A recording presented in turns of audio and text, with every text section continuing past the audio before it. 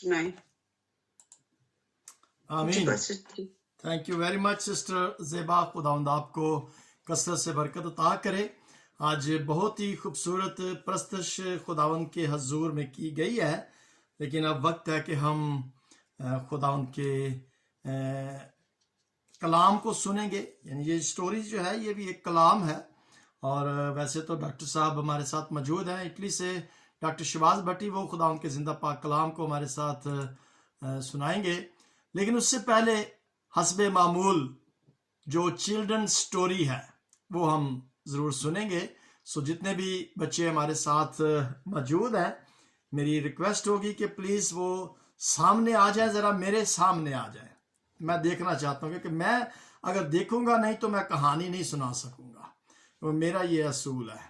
तो I want to see all the childrens, those who are with us, please open your कैम and I will ask some questions also. Yes, all the childrens. Yes, Maggie is there.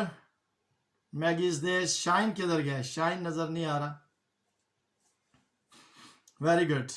Very good. Shine. Yes, you are there. Very good. God bless you. God bless you. Okay जी. अच्छा जी, गौर के साथ आपने story सुननी है और it's very interesting. एक दफा का जिक्र है कि मैं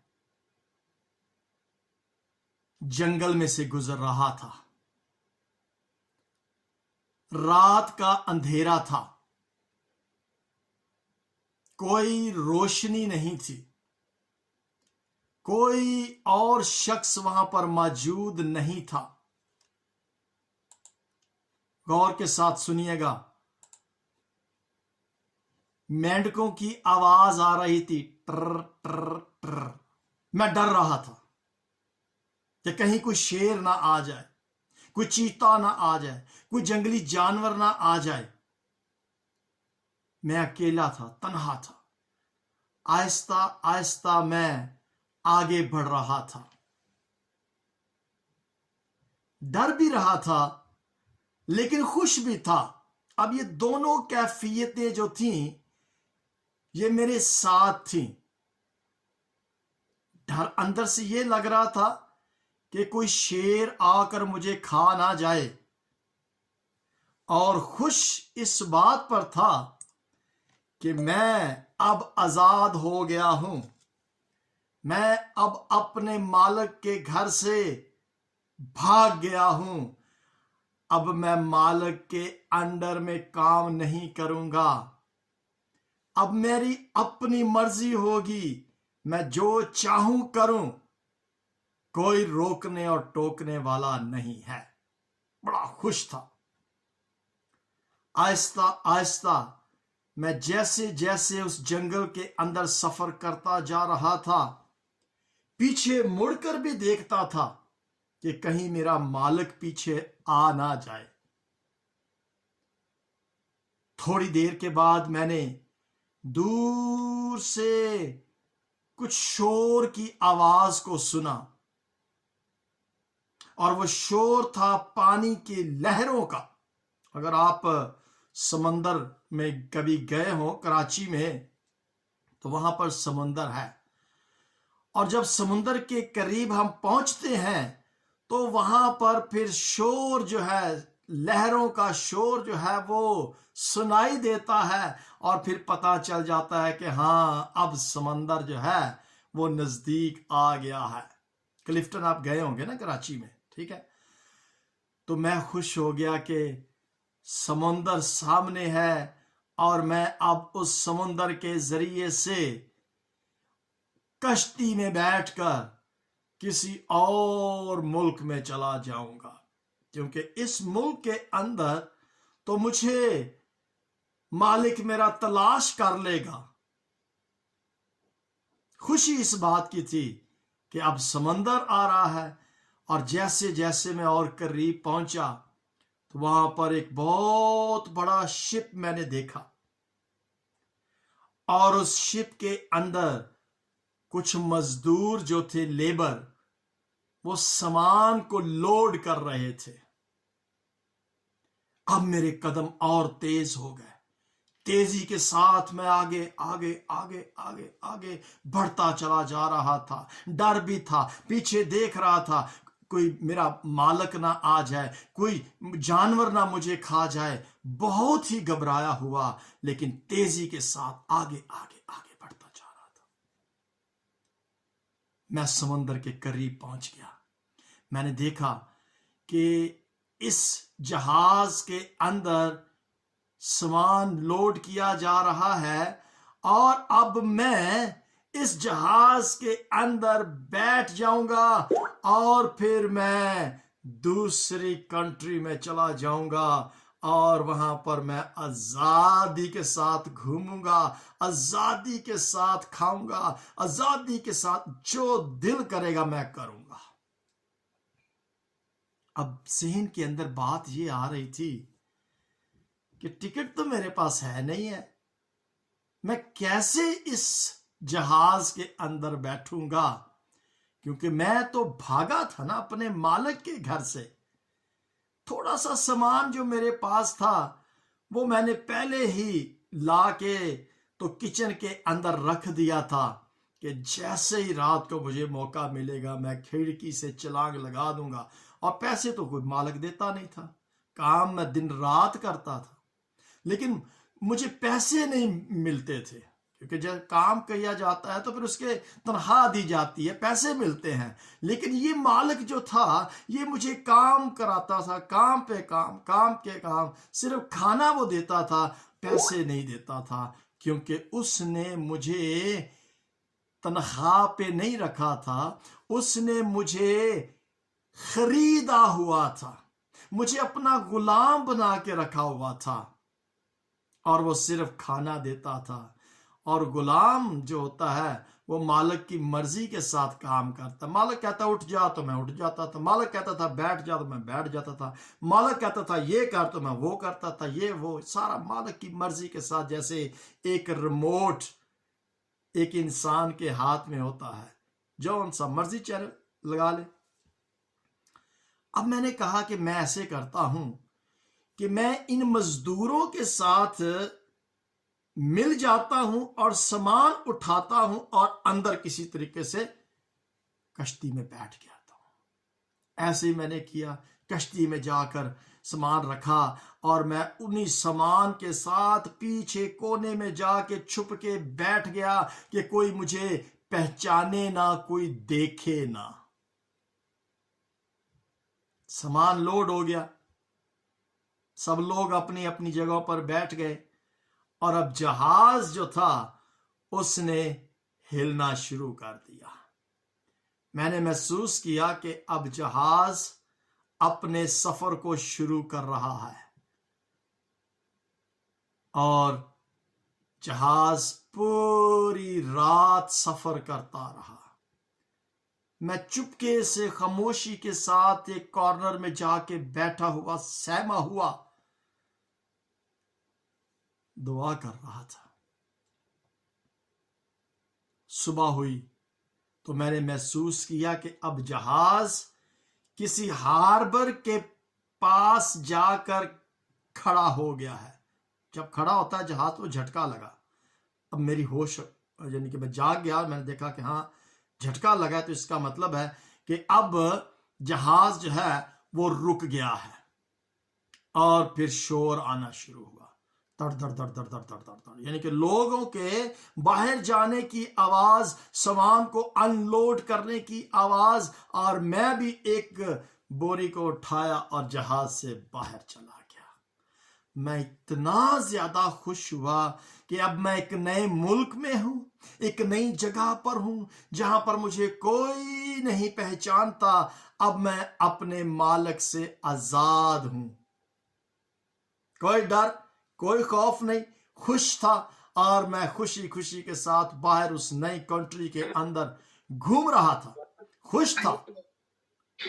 एक दिन गुजरा, 2 दिन गुजरे, 3 दिन गुजरे, काफी दिन जब गुजर गए तो मैं एक दिन ऐसे ही बाहर बाजार के अंदर घूम रहा था, खुश था, काम कुम तो खैर इतना नहीं था, लेकिन मेरे पास कहीं ना कहीं से खाना जो था वो मुझे मिल गया था, मैं खा लेता था।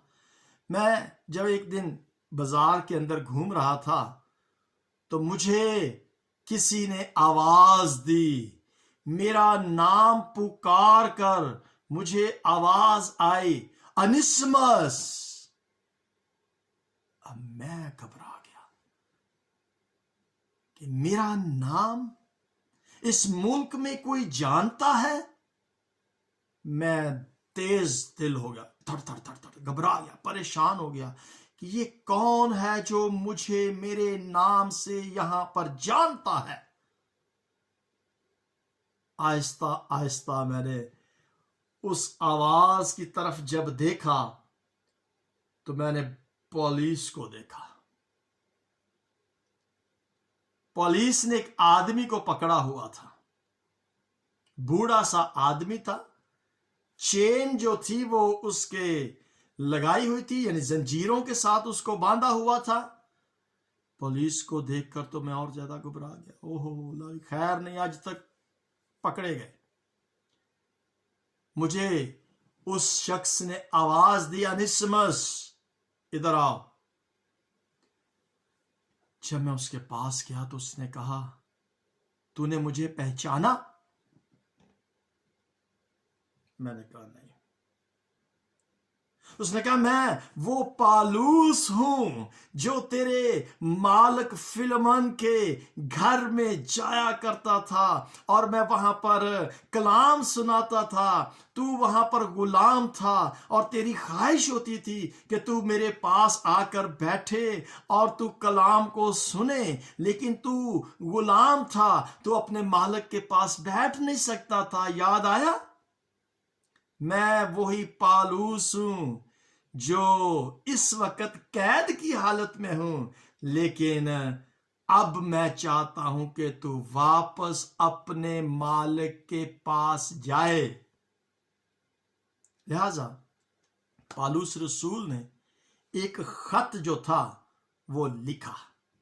अगर आप खुदावंद के जिंदा पाक कलाम में से सफा नंबर 210 नए ऐदनामा के अंदर एक खत देखें पालूस रसूल का फिलमन के नाम, और उसकी सिर्फ और सिर्फ 25 आयात है। कोई चैप्टर, एक ही चैप्टर है और सिर्फ वो 25 आयात का एक लेटर है जो पालूस रसूल ने अनिसिमस को दिया फिलमन के नाम। और उसमें ये लिखा था कि मैं चाहता था कि इस अनिसिमस को अपने पास अपनी खिदमत के लिए रखूं, लेकिन मैंने मुनासिब ये नहीं समझा। मैं इसको तेरे पास वापस भेजता हूं, सो लिहाजा इल्तमास करता हूं कि ये पहले तो तेरे कुछ काम का ना था, लेकिन अब तेरे भी काम का होगा और मेरे भी काम का होगा। जो तू इसको काम देगा वो भी करेगा, और जो मैंने इसको काम दे दिया है वो भी काम करेगा। और वो काम खुदा की खिदमत का काम था। मेरे जीजों, पालूस रसूल ने यह खत अनिसिमस को दिया और उसने कहा कि मैं इस आयत को पढ़ना चाहूंगा। एक ही आयत को मैं पढ़ता हूं। वहां पर पालूस रसूल ने कहा, सो अपने फर्जंद अनिसिमस की बाबत जो कैद की हालत में मुझसे पैदा हुआ है, इल्तमास करता हूं कि तू क्या कर, इसको अपने घर में कबूल कर ले। लाजिम बात है, वो मालिक था, नौकर था। गुलाम भाग जाता है तो फिर मालिक खुश नहीं होता, वो सजा देता है। लेकिन जब पौलुस रसूल ने उसको यह खत दिया कि तूने इसको अब अपने फर्जंद की तरह अपने पास रखना है, बिल्कुल वैसे ही इसे कबूल करना है जैसे तू मुझे अपने घर में कबूल करता था, दावत देता था, मेरी खिदमत करता था, वैसे ही तूने इसको अपने पास क्या करना है, कबूल करना है। तो ये तेरे भी काम का है, मेरे भी काम का है। सो थोड़ी देर के लिए ये तुझसे जुदा हुआ था, सिर्फ और सिर्फ इस वास्ते कि वो हमेशा तेरे पास रहे।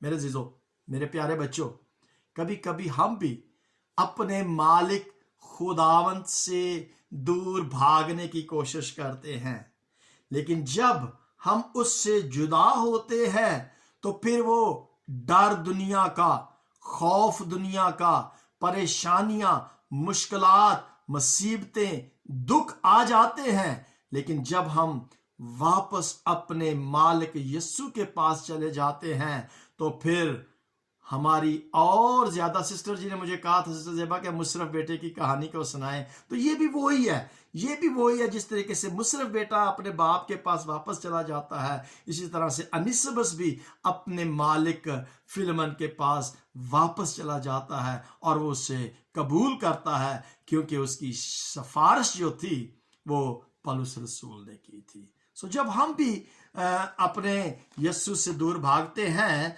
तो खुदा से दूर चले जाते हैं, तो फिर यीशु हमें क्या करता है, वापस खुदावंत के नजदीक लाता है, ताकि हम उसकी खिदमत के काम को करें। जो जिम्मेदारी, जो खिदमत उसने हमें दी है, हम उस खिदमत को लाचारी के साथ नहीं बल्कि खुशी के साथ करें। खुदावंद इस छोटी सी स्टोरी के वसीला से हम सबको बरकत अता करे। आमीन एंड गॉड ब्लेस यू। आमीन। Thank you pastor ji, God